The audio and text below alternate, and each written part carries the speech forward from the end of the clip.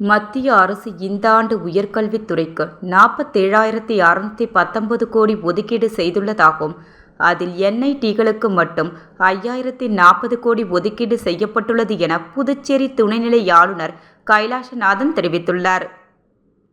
Puducherry union பிரதேசம் காரைக்கால் மாவட்டம் திருவெட்டக்குடியில் அமைந்துள்ள தேசிய தொழில்நுட்பக் கழகம் புதுச்சேரியின் 11வது பட்டமளிப்பு விழா இன்று நடைபெற்றது.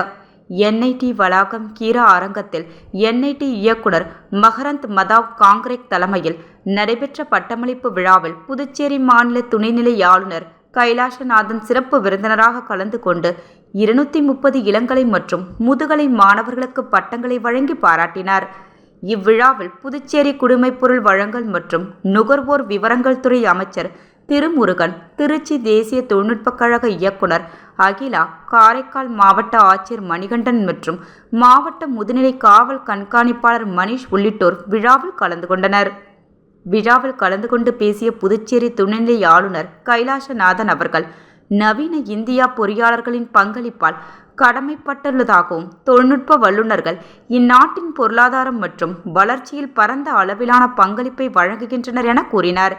மத்திய அரசு இவ்வாண்டு உயர்கல்வித்துறைக்கு 47,619 கோடி ஒதுக்கீடு செய்துள்ளதாகவும், அதில் என்ஐடிகளுக்கு 5,040 கோடி ஒதுக்கீடு செய்யப்பட்டுள்ளது என்றும், காரைக்கால் வளர்ச்சியில் என்ஐடி மிகப்பெரிய பங்கு உள்ளது எனவும், காரைக்கால் நகருக்கு குடிநீர் வடிகால், சாலைகள், நடைபாதைகள் போன்ற அடிப்படை கட்டமைப்புகளை வடிவமைப்பதில் என்ஐடி புதுச்சேரி முனைப்பு காட்ட வேண்டும் எனவும், திடக்கழிவு மேலாண்மை திட்டத்தை செம்மையாக செய்வதற்கு திட்டங்களை என்ஐடி புதுச்சேரி உருவாக்க வேண்டுமென கேட்டுக்கொண்டார்.